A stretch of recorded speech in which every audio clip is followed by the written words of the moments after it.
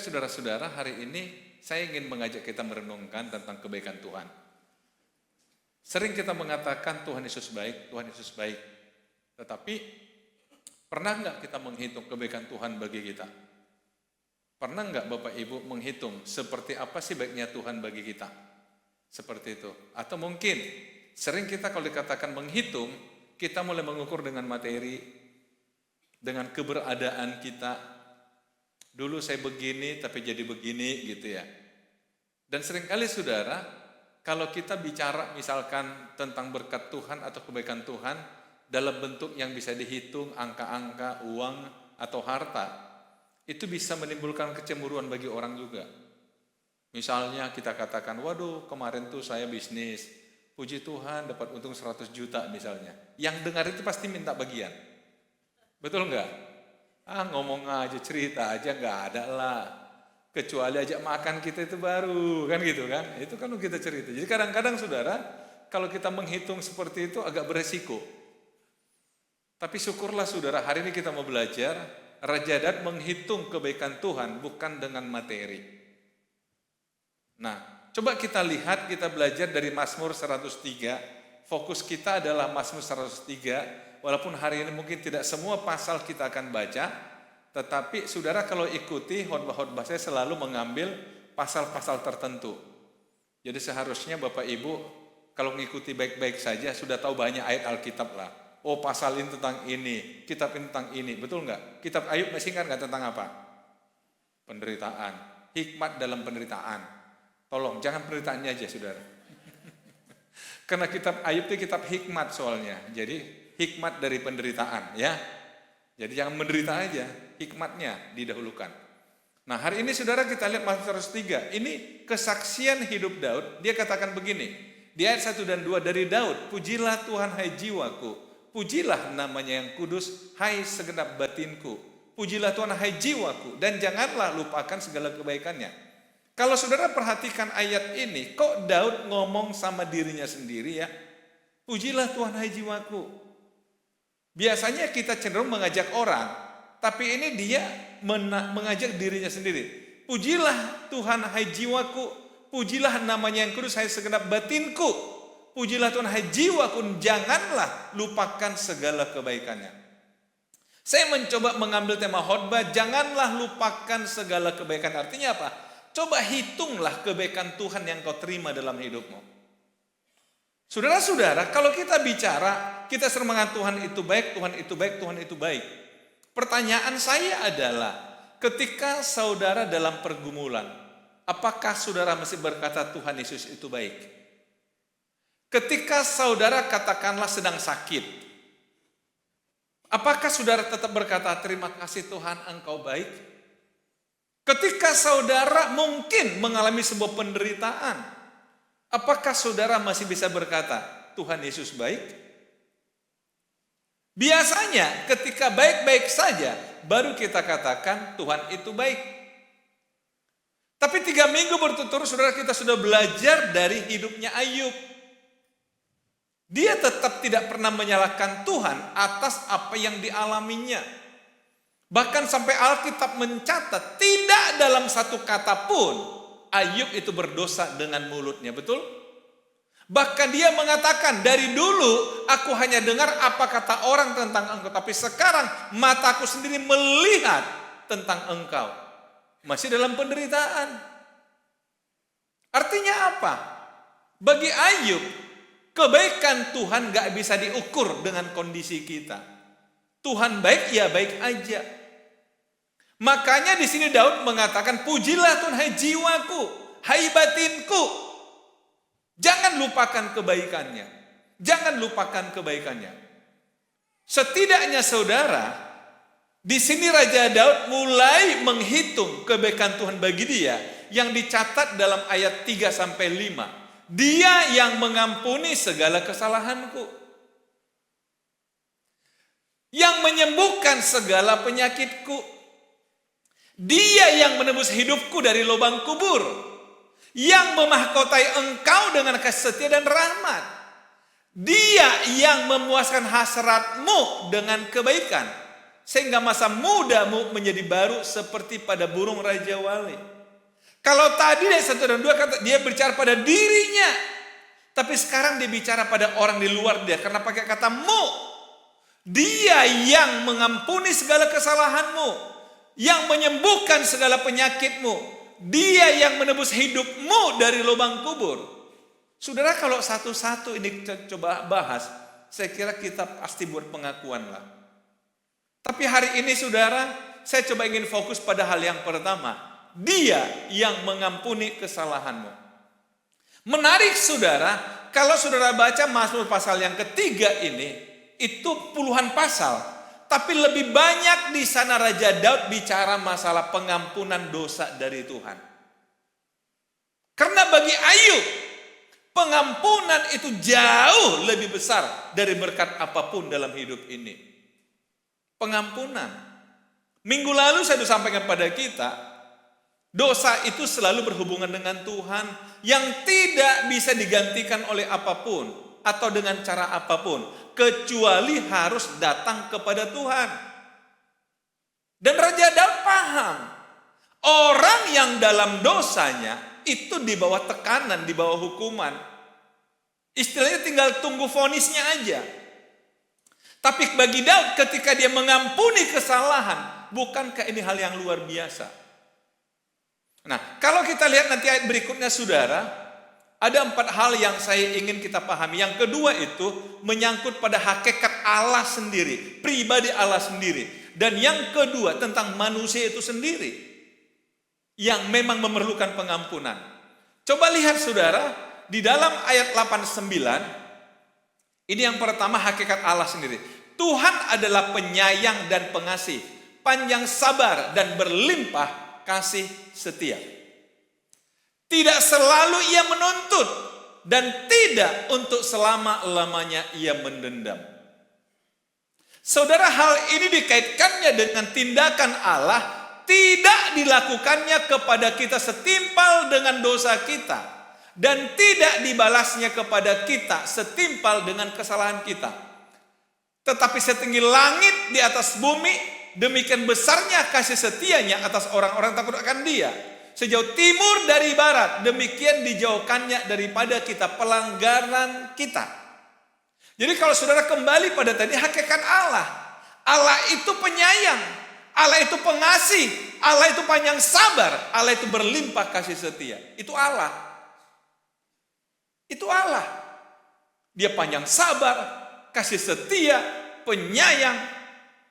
Tidak selalu ia menuntut, tidak untuk selama-lamanya ia mendendam. Kalau kita kaitkan dengan ini saudara, coba seandainya segala kesalahan kita dituntut Tuhan, apa jadinya kita? Bapak Ibu, saya kira setuju dengan saya kalau saya katakan berapa banyak kali kita salah ngomong yang menyakiti orang. Betul? Berapa banyak kali kita bersikap yang menyakiti Tuhan dan sesama kita. Seandainya semua itu dimintai Tuhan pertanggungjawaban dari kita, mampu gak kita? Gak mampu. Seandainya setiap kesalahan kita dituntut oleh Tuhan. Sambil satu contoh saudara, orang-orang Farisi ahli Taurat, itu kan menjabarkan hukum Taurat menjadi ratusan butir-butir.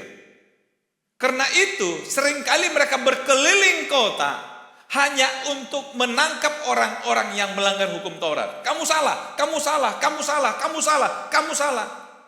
Ya tugas mereka itu seperti berpatroli agama untuk menangkap orang-orang berbuat salah dalam hukum Taurat. Itu yang dikatakan Yesus, kamu menanggungkan hukum yang tidak mampu dipikul oleh umatku. Karena memang saudara, tidak mungkin kita nggak bersalah. Nggak mungkin Bapak Ibu.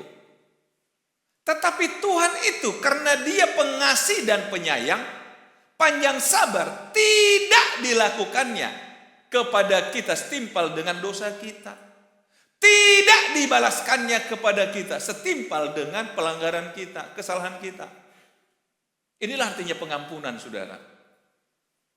Jadi saya percaya kita ini masih bisa hari ini duduk di sini tersenyum bahagia karena Tuhan mengampuni kita. Setidaknya karena Tuhan tidak menuntut kita atas semua kesalahan kita. Inilah yang dikatakan oleh Daud, kebaikan Tuhan. Amin, saudara.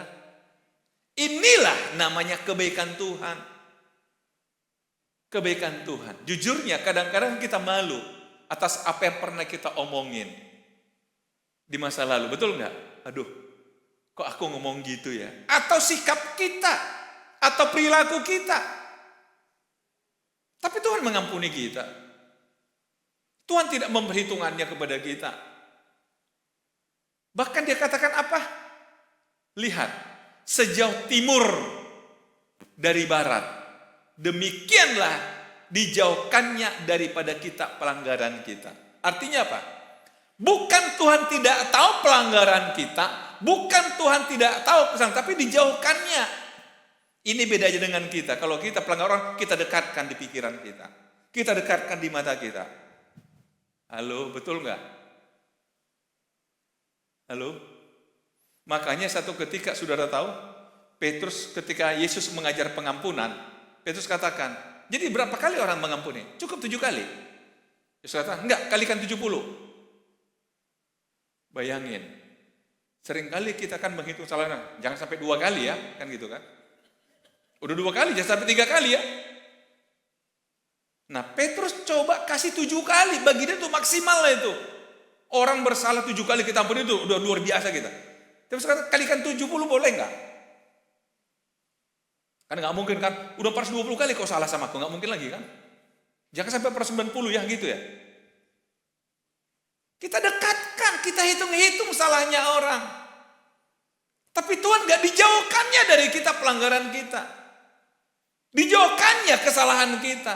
Nggak diingat-ingatnya dosa kita. Itulah Tuhan. Kalau ada orang ketika kita bersalah, tapi dia kata, aduh nggak apa-apa, lupakanlah, nggak apa-apa, nggak usah jadi pikiran lah.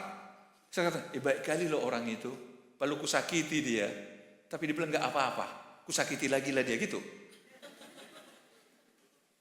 Enggak kan? Tapi kan aduh baik kali dia. Tapi itulah yang dikatakan oleh Daud. Jangan lupakan kebaikannya. Jangan lupakan kebaikannya. Jangan lupakan kebaikannya.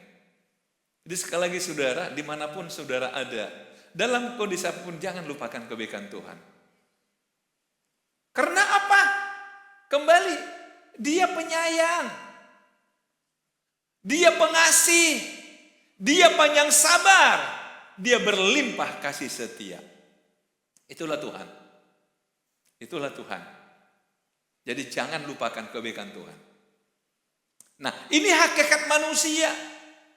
Saudara lihat. Nah, kemudian saudara, kalau dibandingkan dengan manusia, Raja Daud memberi analogi seperti bapa sayang kepada anak-anaknya. Demikian Tuhan sayang kepada orang-orang yang takut akan Dia. Seperti bapa sayang kepada anak-anaknya, demikianlah Tuhan sayang kepada orang-orang takut akan Dia. Sebab dia sendiri tahu apa kita. Dia ingat bahwa kita ini debu. Orang tua kenapa tidak mau ingat salah anaknya? Karena dia tahu anaknya dari kecil. Selalu orang tua merasa anakku ini belum tahu apa-apa, betul enggak? Coba lihat seorang anak bermain-main, tercecer di mana-mana, kotor di mana-mana, tapi mamanya tetap rapiin, bersihkan. Besok diulangi lagi enggak apa-apa. Karena dianggap bahwa kita ini debu. Begitulah sikap Tuhan pada kita. Kita salah enggak apa-apa, bukan enggak apa-apa, tapi Tuhan akhirnya udahlah. Kasih kesempatan lagi. Salah lagi, kasih kesempatan lagi. Salah lagi, kasih kesempatan lagi. Betul? Halo, orang tua sama anak kan begitu kan? Halo. Seperti bapak sayang sama anaknya. Satu ketika saudara, waktu saya memimpin satu kelompok, berapa keluarga kita kelompok PA ya. kami bahas tentang Yusuf di pasal 50. Jadi waktu saudara-saudaranya datang pada dia dan mengatakan, Yusuf, kami siap menjadi budakmu. Karena mereka ingat kelakuan mereka di masa lalu. Perlakuan mereka kepada Yusuf di masa lalu. Dan mereka tahu diri, kalaupun kami dihukum, kami siap sebagai akibat kesalahan masa lalu. Tapi apa kata Yusuf? Jangan begitu saudara-saudaraku, akukah pengganti Allah? Kamu memang merancang yang jahat, mereka-rekakan yang jahat, tapi Tuhan mengubahnya demi sebuah kebaikan. Yusuf malah menangis dan dia peluk semua saudara-saudaranya. Saya katakan waktu itu, luar biasa sikap Yusuf pada orang yang menyakiti dia, pada orang yang membuang dia ke dalam sumur, pada orang yang menjual dia ke Mesir sebagai budak. Tapi ketika dia punya kesempatan untuk membalas, dia justru gunakan kesempatan untuk merangkul mereka yang bersalah. Seorang bapak katakan begini, kalau kita nggak mungkin buat begitu, nggak mungkin. Saya katakan, Pak, bukan nggak mungkin, tapi nggak mau. Contohnya saya bilang, Pak, berapa kali anak bapak bersalah sama bapak? Apakah bapak merencanakan balas dendam? Enggak. Nah, berarti bisa kan? Bisa kan? Persoalannya adalah kita yang tidak ikhlas, yang tidak rela. Tapi bisa kan? Bisa. Karena itulah saudara, Raja Daud menganalogikan hubungan bapa dan anak. Hubungan bapa dan anak. Kenapa? Dia tahu waktu Absalom memberontak pada dia di Mazmur yang ketiga, kalau Bapak Ibu bisa baca. Latar belakang itu dalam 2 Samuel pasal 15 sampai 17. Waktu Absalom anak kandungnya ingin membunuh dia, bahkan mengejar dia sampai ke tengah hutan dengan membawa puluhan ribu pasukan. Prajuritnya Daud katakan, Tuanku, kita hadapi saja, kita terlatih. Mereka tidak tahu berperang. Apa kata Daud? Enggak, dia bagaimanapun anakku. Jangan seorang pun menyentuh anakku. Itu hati Bapa. Itu hati Bapa. Makanya dia berkata, seperti Bapa sayang kepada anaknya.